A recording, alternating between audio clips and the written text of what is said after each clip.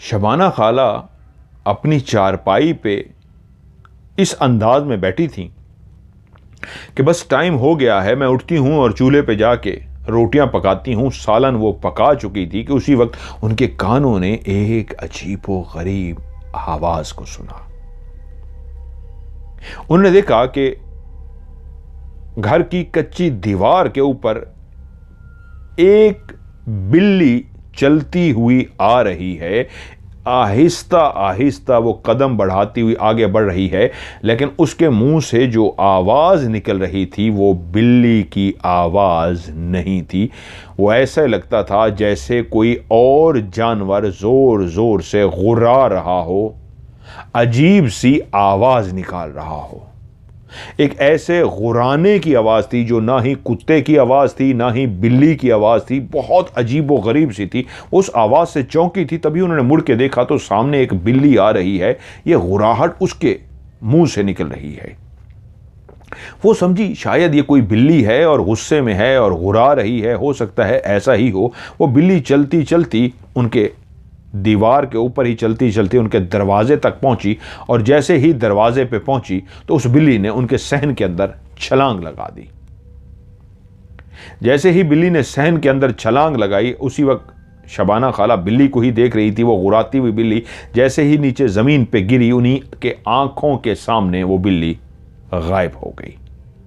वो इस बात पे चौंकी कि ये कैसे पॉसिबल है, मैंने अभी एक बिल्ली को देखा और बिल्ली गायब हो गई। उनकी निगाह में एक बिल्ली ही थी, लेकिन थोड़ी देर के बाद उनको शायद एहसास हुआ कि ये बिल्ली नहीं थी, ये कहीं परली मासी तो नहीं थी। लेकिन वो डरी नहीं, वो अपने काम काज में मसरूफ हो गई। कुछ दिनों के बाद उन्होंने भेड़ बकरियां और भैंस भी पाली हुई थी। कच्चे घर थे, दूध उनके अपने घर का था। जो भैंस पाली हुई थी उसी का वो दूध भी शबाना खाला निकालती थी। एक दिन वो दूध निकालने के लिए भैंस के पास गई हैं, बाल्टी नीचे रखी है, और जैसे ही दूध निकालने के लिए नीचे बैठी हैं, उन्होंने दबाया है दूध निकालने के लिए, तो जहां पे दूध की धारें बाल्टी के अंदर गिरती थी, वहीं पे ही दूध वाली जगह से खून की धारें गिरना शुरू हो गई। वो दबा रही थी और खून नीचे गिर रहा था। वो एकदम से चौंक गई कि क्या हुआ मेरी भैंस को, इसके अंदर से खून निकल रहा है। वो एकदम से पीछे हट गई, परेशान हो गई, क्या बीमारी हो गई है भैंस को, क्या मसला हो गया है। परेशान होकर इधर उधर देखने लगी। पैगाम पहुंचवाया गया अपने शौहर तक कि वो जल्दी से आए, देखें क्या हुआ है, भैंस को कहां लेके जाना, उसके अंदर से खून निकल रहा है। वो जब आए तो उन्होंने कहा क्या हुआ है, इतनी घबराई हुई क्यों हो। तो बताया कि ये देखिए भैंस का ये हाल हुआ है कि उसके अंदर से खून निकल रहा है। बाल्टी उनके आगे कर दी, उन्होंने भी बाल्टी देखी, उसमें खून था। परेशान हो गए, कहते हैं ये कैसे हो सकता है। कहते हैं मैंने अभी अभी कोशिश की। उन्होंने कहा रुको मैं देखता हूं। उन्होंने जाके जैसे उसके थन को दबाया तो उसमें से दूध निकलना शुरू हो गया। वो एकदम से हैरान हुए, अपनी बीवी की तरफ देखे और बोले ये क्या हुआ है, तुमने तो कहा इसमें से खून निकल रहा है, ये देखो इसमें से तो दूध निकल रहा है। और उसी वक्त खाला आगे बढ़ी, शबाना खाला ने दोबारा से थन को दबाया तो उसमें से दूध निकला। तो कहते हैं ये तो तुम्हारे सामने मैंने किया और तुमने भी दबाया है, दूध निकला है, लेकिन ये क्या तुम मुझे बता रही हो, सब ठीक है ना। उन्होंने कहा हाँ सब ठीक है, लेकिन मैंने तो खैर पता नहीं मुझे क्या हुआ है। वो अपने आप से ऐसे उलझ सी गई। उन्होंने बाल्टी को अच्छी तरीके धोया और उसके बाद दूध बैठ के निकाल दिया। इसी तरह एक शाम वो बैठी हुई थी कि उनकी जो बकरी थी खुली छोड़ी हुई थी उस दिन, तो ऐसी चलती चलती वो बकरी आराम से उनके पास आ गई। वो जैसे ही बकरी उनके पास आई है, तो जब बंदा जिस तरह बकरी है जानवर है उससे प्यार करता होता है तो उसको प्यार करने की कोशिश करता है। तो उन्होंने उसके सर पे प्यार से हाथ फेरा। जैसे उसके सर पे प्यार से हाथ फेरा तो उस बकरी ने अपनी आंखों से ऐसे खाला को देखा कि खाला की जान निकल गई। वो डर सी गई कि ये बकरी हो कि ये मुझे कैसे देख रही है, इतनी अजीबो गरीब अंदाज में मेरी बकरी मुझे देख रही है कि वो चौंक सी गई। बकरी ऐसे नहीं देखती। और थोड़ा सा पीछे होके बकरी से बोली क्या हुआ है। और जिस तरह बंदा आवाजें निकालता है क्या हुआ है, एक जानवर से बात करने के लिए प्यार का इजहार करता है, तो उसी वक्त शबाना खाला ने देखा वो जो सामने बकरी खड़ी हुई थी उसने अपनी पिछली टांगें, बकरा या बकरी अपनी अगली टांगें उठा के तो सीधा खड़े होते हैं, कि उसने देखा कि उन्होंने उस बकरी ने अपनी पिछली टांगें ऊपर उठाई और इस अंदाज में खड़ी हो गई अगली टांगों के ऊपर, जैसे इंसान उल्टा खड़ा होता है ऐसे बकरी सामने खड़ी हो गई कि उसकी दोनों पीछे वाली टांगें ऊपर की तरफ थी और अगली दोनों टांगों पे वो खड़ी हुई थी। तो एकदम से उनके मुंह से चीख निकली और वो डर गई और भागती हुई कमरे में चली गई। घर के जो बाकी फरते वो भागते हुए आ गए, क्या हुआ क्या हुआ? उन्होंने कहा बकरी को देखो। सबने देखा तो बकरी अपनी जगह पे वैसे ही खड़ी थी, बिल्कुल नॉर्मल जैसे जानवर खड़े होते हैं। उन्होंने कहा खाला क्या हुआ है, बकरी तो नॉर्मल खड़ी हुई है। उन्होंने कहा नहीं नहीं नहीं वो देखो। सबने जाके देखा, कहते हैं खाला कहती है बकरी की आंखों में देखो। बकरी की आंखों में देखा गया, सब कुछ नॉर्मल था। खाला क्या हुआ है? वो घबराई हुई थी। लेकिन फिर ये रूटीन बनती गई इस अंदाज की कि अब फिर से एक दफा ऐसे हुआ कि उन्होंने उसी भैंस के नीचे बैठ के दूध निकालने की कोशिश की, तो फिर से उस दूध की जगह पे खून निकला। तो वो समझ गई कि आज भी मैं किसी को बुलाऊंगी तो दूध की जगह पे फिर खून की जगह पे फिर दूध निकलेगा। अभी मेरे लिए खून निकाला गया है। तो वहीं पे बैठी बैठी मुखातिब हुई, मैं जानती हूं तुम यहीं कहीं मौजूद हो। मैं सुन चुकी हूं तुम्हारे बारे में, तुम्हारा नाम परली मासी है। जब नानी अम्मा यहां पे जिंदा होती थी तो तुम यहां पे आती होती थी, तुम बैठ कर नूरनामा सुनती होती थी। लेकिन अब तुम, मुझे पता है, मुझे डरा रही हो, जानवरों की शक्ल इख्तियार करके मेरे पास आ रही हो। उस दिन बकरी जो थी वो भी तुम थी, बिल्ली जो गायब हुई थी वो भी तुम थी। उस दिन तुमने भैंस के अंदर से खून निकाला था और जब मेरे शौहर आए तो उसके बाद दूध में समझ गई थी। आज भी तुम यही कर रही हो। मैं इस वक्त दूध निकालने की कोशिश कर रही हूं तो तुम खून निकाल रही हो। मैं किसी को भी बुलाऊंगी तो इसमें से दूध निकल आएगा। बेहतर है मेरी भैंस को छोड़ दो, मुझे इसका दूध निकालना है। उन्होंने फिर से कोशिश की, उसके अंदर से फिर से खून निकला। बाल्टी उन्होंने वहीं छोड़ी और गुस्से से खड़ी हो गई और कहती हैं ये क्या है? मेरा पीछा छोड़ दो, मेरे घर को छोड़ दो। जिसके साथ तुम अटैच थी, जिसका नूरनामा सुनने के लिए आती थी, वो अब इस दुनिया में नहीं है। वो अल्लाह के नेक लोग थे, यहां से चले गए हैं। मुझे तुम्हारे साथ नहीं रहना, मुझे तुम्हारा इस घर में आना पसंद नहीं है। तो मेहरबानी करो, निकल जाओ मेरे घर से और जान छोड़ दो मेरी भैंस की। गुस्से में बैठी नहीं, काफी देर के बाद उनके शौहर आए तो कहा क्या हुआ? कहा मुझे नहीं पता क्या हो रहा है इस घर में। वो बहुत ज्यादा गुस्से में थी। वो बोले क्या हुआ है, मुझे बताओ तो सही। तो वो बोली वो फिर से बाल्टी के अंदर खून निकाल रही है। मुझे पता है वो यहीं मौजूद है, परली मासी है। भैंस के अंदर आ जाती है और भैंस के अंदर से खून निकालती है। मैं आपको बुलाती हूँ, फिर दूध निकलता है। खालू, उनके जो शौहर थे खाला के, इदरीस के खालू, कहते हैं रुको मैं देखता हूँ, परेशान मत हो। वो गए, उन्होंने जाके उन्होंने दूध निकाला तो उसी वक्त उसके अंदर से खून निकला। खाला एकदम से पीछे उठ के आ गया मेरी बात का यकीन। यही कह रही थी, ये वही परली मासी है, ये वही चुड़ैल है, वही इसके अंदर है। तुम समझते थे शायद मैं गलत कहती हूँ या मेरे दिमाग को पता नहीं क्या हो जाता है। बकरी वाली बात भी तुम्हें बताई थी, तुम्हें अजीब लगी। बिल्ली वाली बात बताई, तुम्हें अजीब लगी। अब अपनी आंखों से देख लो। उसी वक्त खालू ने पढ़ाई करके आयत पढ़ी, कुरान मजीद की तिलावत की और उसके ऊपर दम करते रहे, काफ़ी देर दम करते रहे। उसके बाद दोबारा से जैसे उन्होंने दूध निकाला तो उसके अंदर से दूध निकला। उसी वक्त बाल्टी धोई और वो बैठ के दूध निकालते रहे। अब शबाना खाला के घर में अब ये अक्सर होता था कि वो परली मासी सामने नहीं आती थी, लेकिन कभी बकरी के रूप में, कभी भैंस के रूप में, कभी किसी रूप में उनके सामने आती, कभी बिल्ली के रूप में, और उनके साथ शरारतें करती। और शबाना खाला थी कि चिढ़ती ही जा रही थी, गुस्सा ही करती जा रही थी और बोलती थी कि मुझे नहीं अच्छा लगता, मुझे पता है कि तुम हो, अब मैं तुमसे डरती नहीं हूं, बस मेरे घर मत आया करो। वक्त इसी तरह गुजरता रहा। लेकिन एक शाम ऐसा हुआ कि शबाना खाला अपने घर में बैठी थीं और उस दिन मुर्गियां जो फिर रही थीं, उन्होंने देखा उन मुर्गियों में ऐसा हो रहा है, एक मुर्गी, वही रूटीन की मुर्गियां जो उनको थी, जानी पहचानी मुर्गियां थीं, लेकिन एक मुर्गी जो सफ़ेद कलर की है उससे बाकी मुर्गियां डर रही हैं।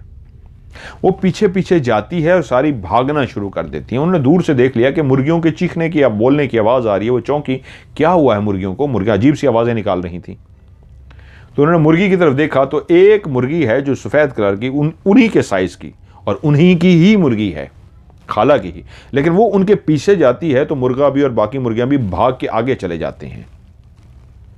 वो फिर उनके पीछे जाती है, वो फिर भागे चले जाते हैं और इसी तरह वो चीख भी रहे हैं और उससे डर भी रहे हैं और उसके मुर्गी के करीब जाने पे भागते फिर रहे हैं। शबाना खाला ये मंजर देख रही थी, तभी उनके दिमाग में आया कि आज वो चुड़ैल परली मासी मुर्गी के रूप में आई है और देखो जानवरों को डरा रही है। कहीं ये आज मेरे करीब आ जाए ना, मैं इसकी गर्दन मरोड़ दूंगी। वो दिल ही दिल में ये सोचना शुरू हो गई। वो सफ़ेद मुर्गी कुछ देर डराती रही इस तरह मुर्गियों को और उसके बाद मुर्गियां साइड पे चली गईं और वो चलती हुई इस अंदाज में आहिस्ता आहिस्ता खाला के करीब आने लगी कि शबाना खाला आज दिल में अहद कर बैठी थी, एक दफ़ा ये मेरे हाथ लग गया, आज नहीं छोड़ूंगी इसको। और वो चलती चलती चलती जब बिल्कुल खाला के करीब पहुंची तो खाला ने एक झटके से हाथ आगे बढ़ाया, उसको पकड़ लिया। अब वो चुड़ैल जिसका नाम उस गांव में परली मासी था, वो अब खाला के हाथ में थी और फड़फड़ा रही थी और वो मुर्गी अपने आप को छुड़ाने की कोशिश कर रही थी। तभी खाला ने एक हाथ उसकी गर्दन पे रखा और एक हाथ के उसके फड़फड़ाते परों को पकड़ा और उसे मुखातिब हुई, आज तो तुझे नहीं छोड़ूंगी ना, आज तो तू मेरे हाथ आ गई है, मुझे पता है आज तू इस मुर्गी के रूप में आई है। कभी तू आती है बकरी के रूप में, कभी तू आती है भैंस के रूप में, कभी बिल्ली के रूप में, और आज मेरी मुर्गी के रूप में। तेरा आज बचना मुझसे मुश्किल है। उसी वक्त उन्होंने उसकी गर्दन मरोड़ दी। जैसे ही गर्दन मरोड़ी उन्होंने उस मुर्गी की, उसी वक्त मुर्गी फड़फड़ाई और मर गई। घर के कुछ लोग शायद ये मंजर भी देख रहे थे। खाला जब बात कर रही थी और मुर्गी से ये कहे जा रही थी, मुर्गी को जैसे ही खाला ने झपट्टा मार के पकड़ा था, घर के लोगों ने देखा क्या हुआ है, खाला ने मुर्गी को क्यों पकड़ा है, क्योंकि वो लोग भी मुर्गियों के अजीबो गरीब बोलने की वजह से आवाज़ें सुन के आगे थे और तभी उन्होंने वो मंजर भी देख लिया, खाला का झपटना, मुर्गी को पकड़ना और मुर्गी को ये आवाज़ें दे के मुखातिब करना कि आज तुझे नहीं छोड़ूंगी, और उसकी गर्दन मुड़ा के ज़मीन पर फेंक दी। मुर्गी मर गई और घर वालों ने उसी वक्त देखा एक कहका सुनाई दिया। वो एक औरत का कहका था। जैसे ही वो कहका सुनाई दिया, उसी वक्त खाला जो बैठी हुई थी पीछे गिरी है सल के भल और उनका वजूद कांपना शुरू हो गया है और उसी लम्हे उनके ऊपर इस तरह की बीमारी का अटैक हुआ है कि घर वालों को समझ नहीं आई। भागे हैं सारे कि बुलाओ बुलाओ, मर्दों को बुलाया गया, उनको जल्दी से उठाया गया और जो एक ट्रीटमेंट के लिए लेके जाते हैं कि क्या हो गया, उनको लेके गए तो पता लगा खाला को फालिज का अटैक हुआ है। अब खाला का एक हिस्सा पूरा पैरालाइज हो गया था, उनको फालिज का अटैक हो गया था। सारे घर वाले बहुत परेशान थे कि ये क्या हुआ है। उन्होंने बताया कि ऐसे ऐसे खाला ने मुर्गी को मरोड़ा था, लेकिन उसके बाद हंसने की एक आवाज आई थी। तो खालू बोले कि जब वो मुर्गी को गर्दन से पकड़ के ये कह रही थी कि तुझे आज नहीं छोड़ूंगी, ये है वो, क्या वो उसके वजूद के अंदर रही होगी? क्या वो पागल थी? अगर वो उसके वजूद के अंदर थी भी सही, जैसे ही इन्होंने मुर्गी को पकड़ा होगा वो निकल गई होगी उसके वजूद से और इतनी देर उसको कहती रही मैं ये है ये है। इन्होंने खुद गलत किया, नहीं उसकी गर्दन मरोड़नी चाहिए थी, क्योंकि उस मुर्गी की गर्दन मरोड़ने का मतलब यह था कि खाला ने अपनी तरफ से चुड़ैल को मारने की कोशिश की है। वो इतनी जल्दी कहाँ मरने वाली है। और उसने गुस्से में इसलिए कहका लगाया कि अच्छा तू मुझे मारेगी, गर्दन मरोड़ेगी मेरी। उसने उसको फालिज का अटैक दे दिया। लेकिन वहीं पे जो एक अजीबो गरीब बात हुई थी वो ये थी कि खाला की एक आंख से खाला को इशारों में, बाद में इंसान जब बोलचाल भी बड़ी कम रह गई थी, बोलती थी कम बोलती थी, कि खाला ने बाद में बताया उनको देख के जो चीज़ से डर लगता था वो ऐसा लगता था कि कोई भी बाहर से आता खाला को देखता तो खौफजदा हो जाता था। खाला का आधा चेहरा बिल्कुल इंसान की तरह था और आधा चेहरा फालिज के अटैक के बाद खौफनाक चुड़ैल जैसा हो गया था।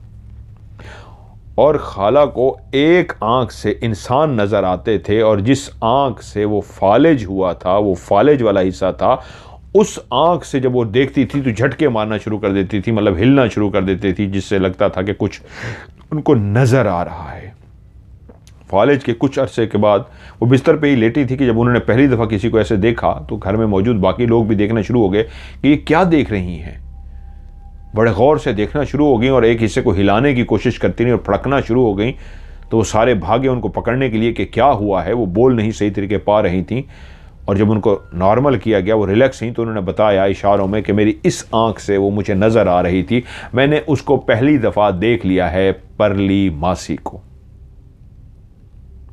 परली मासी मुझे नज़र आ गई है।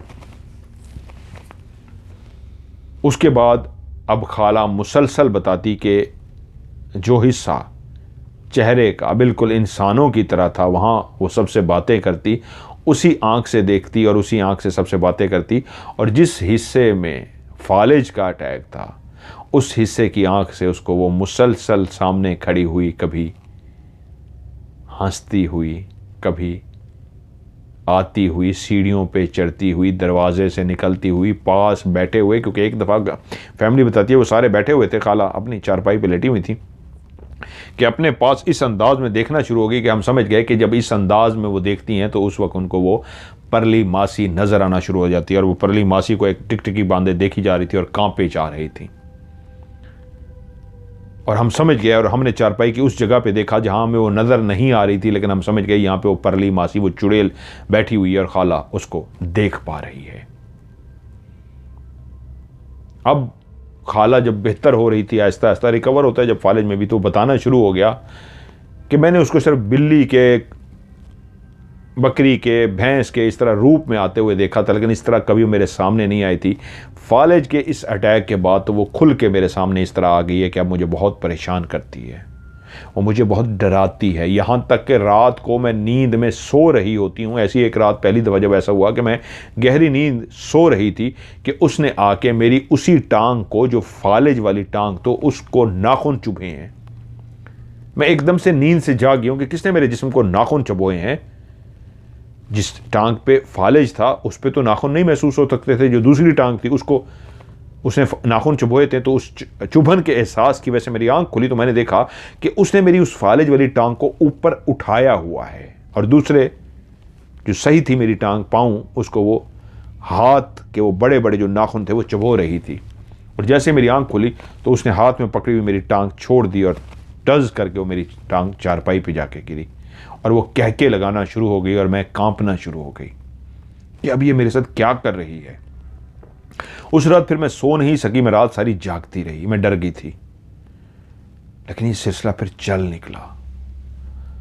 अब वो अक्सर ऐसे करती कि रात को सोए हुए जब मैं लेटी हुई होती तो आके मुझे जगा देती, और कभी कभी तो पास आके मेरे बैठ जाती है, मुझे देखती रहती है, गर्दन हिलाती रहती है, चेहरे से ऐसी मुस्कुराहट देखती है कि उस मुस्कुराहट से मुझे खौफ आता है।